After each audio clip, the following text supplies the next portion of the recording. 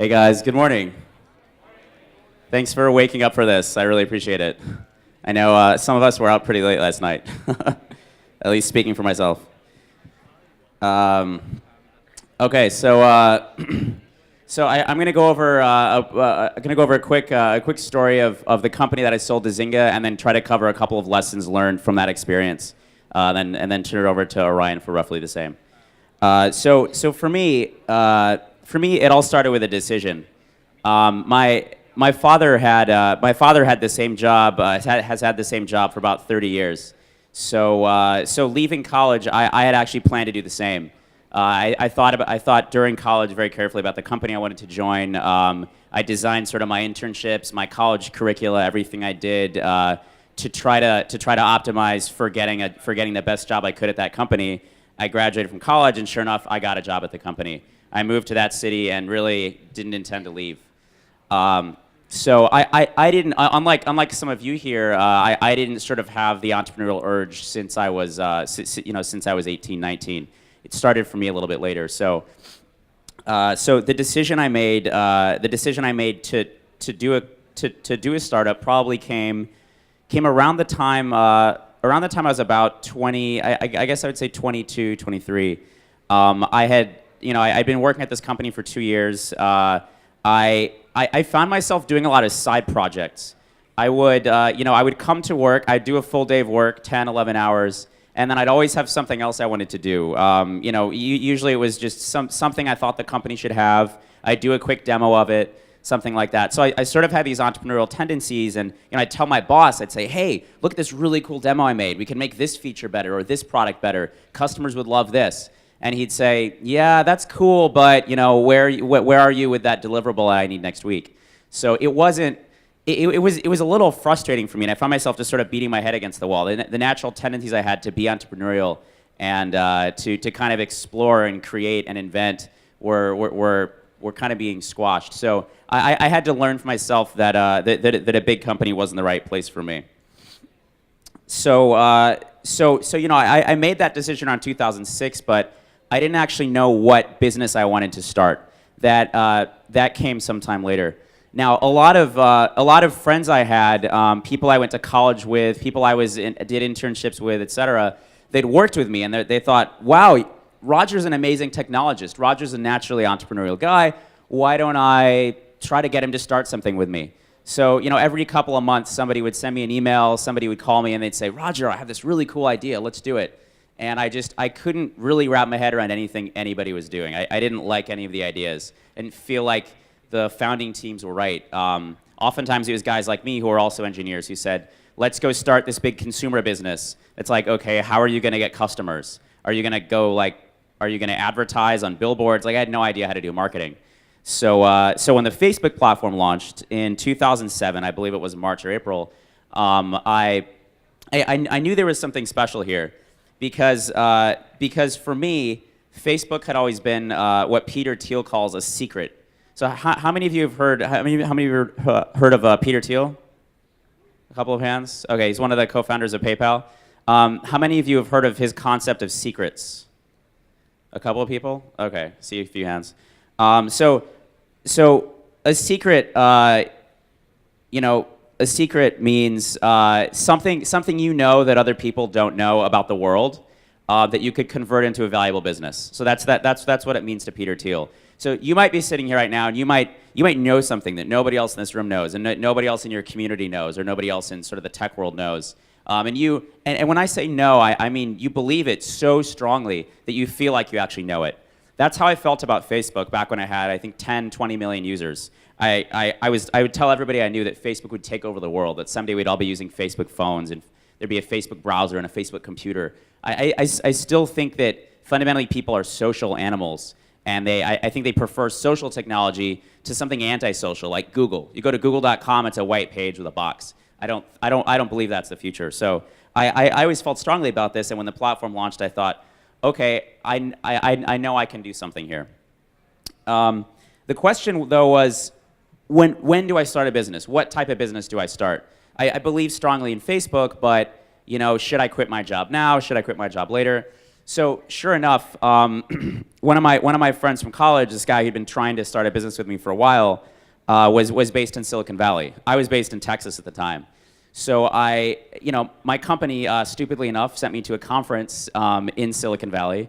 If they knew me, they would have known that was a bad idea, because I connected with a bunch of my entrepreneurial friends there, and sure enough, like, I was at a coffee shop with this friend of mine, Abe. He opened up his laptop and he said, I started this new business on Facebook. And I said, oh, great, I'm thinking of doing the same, how's it going for you? And he said, well, I spent 8 hours making this application, and now I'm making $1,000 a day from it. So this was just stunning to me. And I looked at the app and I was like, oh my God, what is this? This must be something you really worked on for a week or two, and you're just pretending it was 8 hours to sound impressive. I looked at it. It was this little zoo game. It was like there was like a black box that was sort of white in the middle, and you could put little pictures of animals in the box, and then you could share it with your friends.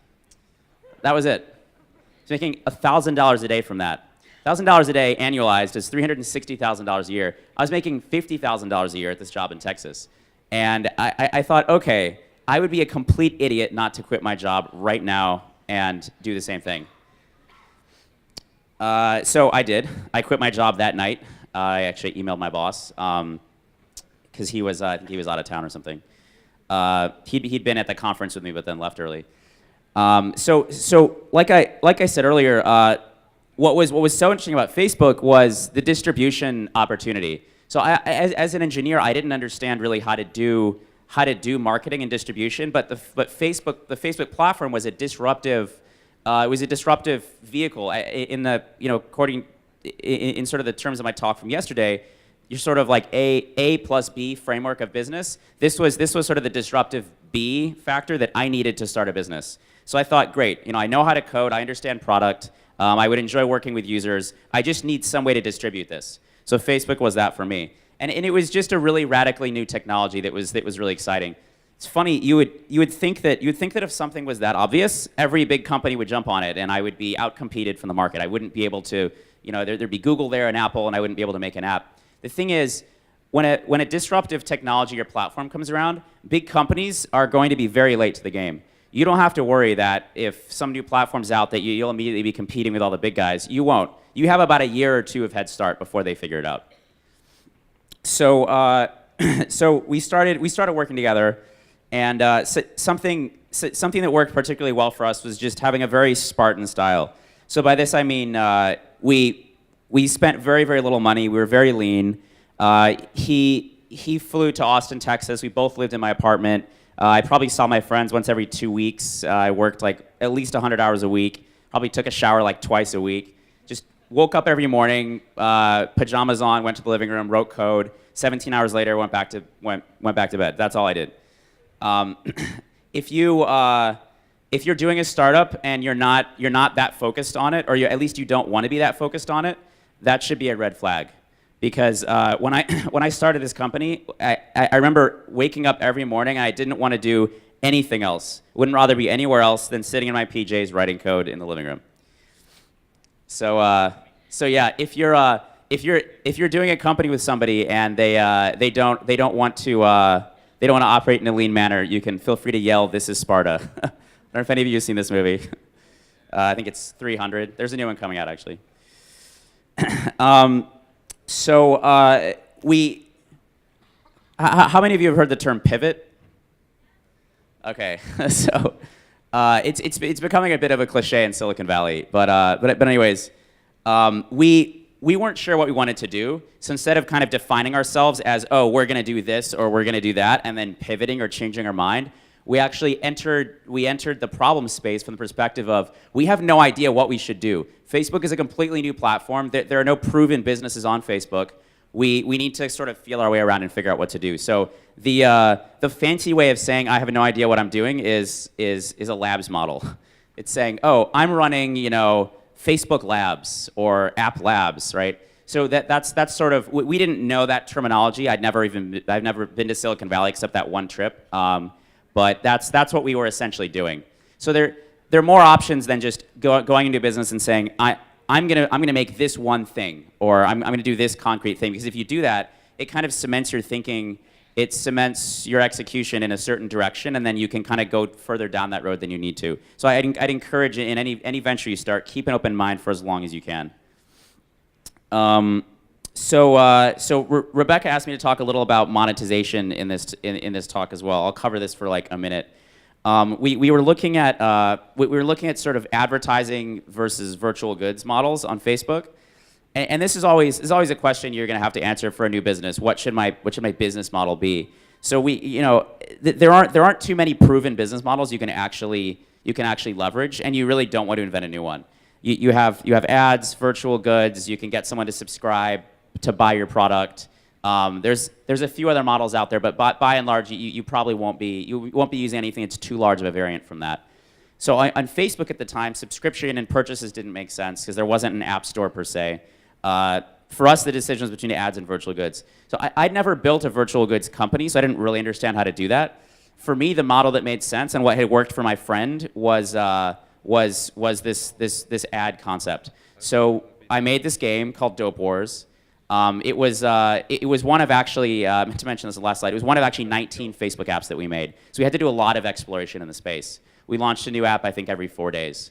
Operating very lean, I was using the LAMP stack, PHP, MySQL. It was really easy for me to reuse a lot of code and just try a lot of things out. I would do all the art myself, and so it helpful to be full stack. If you have an art team that you're coordinating with, and an engineer and a product person, everything moves a lot slower. I was the entire product team, so it was much quicker that way. Anyways, most of the 19 failed. A couple succeeded. The biggest one was Dope Wars. We did about 10 million page views a day. We ended up reaching ultimately about 3 million a year in revenue on just this product. It was all from advertisements. We just showed like 4 ads on each page, and the ads would make a certain amount of money per 1,000 users. So later, actually when Zynga bought us, they wanted to put in a virtual goods mechanic because they thought, this game is killing it. They're making so much off ads. Virtual goods would be a great fit. Why don't we just kind of bolt that on after we acquire Dope Wars? We tried that, and it didn't work very well. You can't just change your business model halfway through your business. You really have to master plan for it. After operating for must have been 6 months to 9 months, something like that, we started getting acquisition offers, and the first offer I didn't really like, wasn't that high, and it was only one company, so we didn't have a lot of leverage. Then about 2 or 3 weeks later, the second acquisition offer came. I think the first company was called SGN. The second one was Zynga. At that point, I still didn't want to sell, and I'd get these emails from corporate development guys at these companies, and I would say, no, screw you, we're never going to sell, like, leave me alone. Because when somebody approaches you to buy your company, sometimes sometimes on the part of the bigger company, it's sort of like psychological warfare. It's like telling you, hey, you can give up whenever you want, right? Because if you're sitting there 3 in the morning, you're coding, you're exhausted, your servers just went down, you lost a bunch of users, you can just give up, send them an email, and say, all right, you can buy the company. So I think that was sort of their intent, and I very much tried to hold them at arm's length for as long as I could. But eventually, my co-founder left, and I was approaching sort of nervous breakdown level of stress from running everything myself. So I ended up giving in, but and I'll talk a little in the next couple slides about how I made the decision for who to sell to. But you shouldn't always sell to the person offering you the most money, because sometimes there are sort of other chips on the table. Okay, so Mafia Wars, where Mafia Wars came in. I sold Dope Wars to Zynga, and I sold all this kind of common technology I'd built. The first day I joined Zynga, I started building Mafia Wars. So I talked to Mark Pincus about it, and we both agreed that a Mafia game had to be made. So I was either going to make it on my own or make it at Zynga. I ended up deciding to make it at Zynga.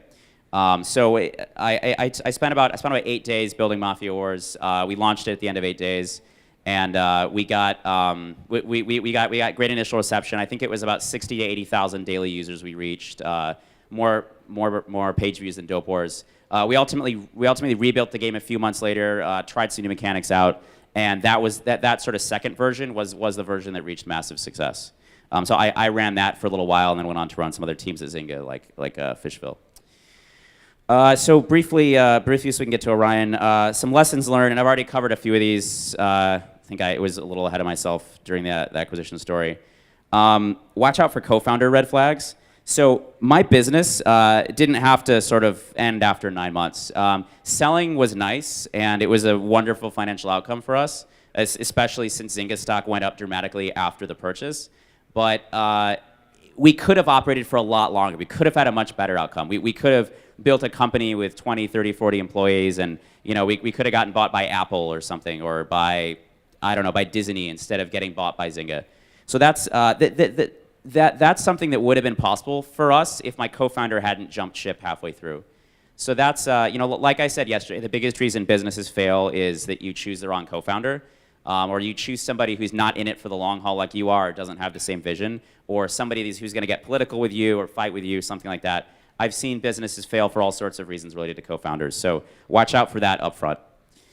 I mentioned this earlier in kind of the Spartan work style. You're probably wondering, how can I achieve a work-life balance and do a company at the same time? You don't necessarily have to. There's different styles. I won't say there's a right or a wrong approach, but you want to be able to focus on your business as much as you have to. So if that means working a lot, if that means seeing your friends once a week, you have to be ready to do that. Another probably the most important lesson here, but the most kind of cliche-sounding lesson, is don't give up if you know there's an answer. I can't tell you how you'll know when there's an answer. You'll just know it in your gut. So as we were making these Facebook applications and they were failing one by one, it's interesting. I had nothing else really going on in my life except this business. So the business was my entire life. So building something for 4 days and watching it fail over and over and over again was very upsetting. Right, and probably halfway through, I considered giving up and just going back and taking my job again, but it was just sort of my conviction in the space and my conviction that we'd figure something out that caused me to keep going, and I'm glad I did, because about 3 weeks after I wanted to give up, we struck gold and made Dope Wars, and Dope Wars was just a rocket ship. People have asked me specifically what I did to grow it virally. We didn't really have to do anything. The product just grew. If you build an amazing product on a lush distribution platform, sometimes it will just grow. This has happened for a lot of app developers on iOS and Android. Contractors. This is sort of a minor point, but I know a lot of you are non-technical, 70-80%. So you're probably thinking, okay, I'm going to go home, and if I can't find a technical co-founder, I might work with contractors in India, somewhere like that. Well, this is another common way that companies fail. Founders won't do the right due diligence on contractors. They'll kind of take the first firm they find, and then the firm will string them along for weeks or months saying that they're making great progress, sending screenshots. And after that, you either get code that doesn't work right, or the code is such a mess no other contractors can take it, or your project just isn't finished. So I've seen a lot of businesses fail for this reason as well. You have to do your due diligence very carefully for contractors. I'd recommend finding a friend who's technical and having that friend essentially interview the contractors to make sure they're fit to work for you. I mentioned this earlier. You have to master plan for business model. Don't forget this. If you start up front thinking you're going to need virtual goods, make sure you design virtual goods into the core of your product. And this was actually another big mistake I made. I didn't want, and this happened with the first version of Mafia Wars 2, I didn't want to copy anyone else. There was actually a game on the platform already called Mob Wars. And Mark Pincus was saying, oh, we should just borrow some of the best practices they're using. And I wanted to do something wholly original. And that ended up sending us down the wrong path in some ways. We learned a lot from it. We tried some really interesting things, but at the same time, we ended up having to go back and borrow things from this game called Mob Wars down the road. So don't feel bad about this. You should look at your competitors as part of your team. They're doing research for you. They're out there ahead of you, like testing out the space. They're educating your customers that, hey, you could play a Mafia game on Facebook, right? Let them go do that for you, and then come in at the end and defeat their product. Ideally. So another big mistake I made was lawyers. I was selling this company for, we were selling it for a large amount of money, but it was my first acquisition, and money was still like $10,000 or $20,000 was a lot to me. So I was talking to these lawyers, and they said, oh, well, we'll do the acquisition for you, but we're going to charge, about $30,000 for that. And it was going to be a week to 2 weeks of work. And that just didn't make sense to me, why I should pay lawyers $30,000 to read over what was only 90 pages. So I read it myself. I read the 90-page acquisition contract probably 6 times, marked it up with a bunch of red ink, sent it back to Zynga. And it was kind of interesting because the mergers and acquisition people at Zynga were like, wow, you did an amazing job. You actually did better than some of the lawyers on other teams. So I thought, oh, cool. Well, other teams that have been acquired. So I thought, oh, cool, look at me. Like, I don't need lawyers. Ended up, sold to Zynga. And then my first week, I was talking to another friend who'd sold a company to Zynga. And he was like, oh, I don't want to ask too much. And if you don't feel comfortable, don't tell me. But what were the terms, How long does your golden parachute last? And I was like, what do you mean? What's a golden parachute? And he said, oh, well, that's the clause you need in there so they can't fire you and you lose all your acquisition stock. You have that, right? And I didn't have that anywhere in the contract. And I had negotiated for all stock because I believed strongly in Zynga. Zynga had 30 employees at that point. It was a startup. And I thought, this is going to be a huge company someday. I should sell this for stock instead of cash. But I was completely unprotected. They could have fired me a week after I joined and I would have lost the entire value of the acquisition. And that's the kind of thing, you can't read that between the lines on an acquisition contract. What I was doing is I was sort of polishing up this contract and I was fixing all the errors in it. But what I didn't see was what wasn't on the page. So if you're performing a big business transaction and concerned about lawyer fees or something like that, good lawyers can save your life. So just keep that in mind. Whether you talk to a friend who's a lawyer or you just do a consultation or whatever it is and try to save some money, involve a lawyer in the equation somehow with any large business transaction. It's silly not to. I think this is the last slide. I'm not sure. Due diligence your buyers very carefully. So of the 2 companies that were looking to acquire me, they both flew me out to San Francisco. And I went to their office and I literally met every single employee. Talked to everyone, spent a lot of time talking to the CEO. I signed NDAs. I went to every business meeting that I could. I wanted to see what it was like to actually work for these companies. I wanted to see how they thought strategically. I wanted to get a sense of where they were going. Because to me, the acquisition wasn't just about getting a pile of cash that then the federal government would take half of on my tax return that year. The acquisition was an investment. Whenever you, like I said yesterday, whenever you're making a big life decision that involves employment or involves a big transaction, try to think of it as an investment. Certainly the first time you sell a company, that's probably when you'll become a millionaire. And at least in the United States, you can't make investments in private companies unless you're a millionaire. There's some complexities to it, but that's generally the rule. So when you cross that line, make your first investment too. Why not? Especially if it's a company you understand well and a company that you'll work for. Go for more stock than cash. If you're selling to a company that you don't want stock in, then that's probably an issue. Maybe you should sell to someone else. So that's it. Pass it off to Orion. Thanks.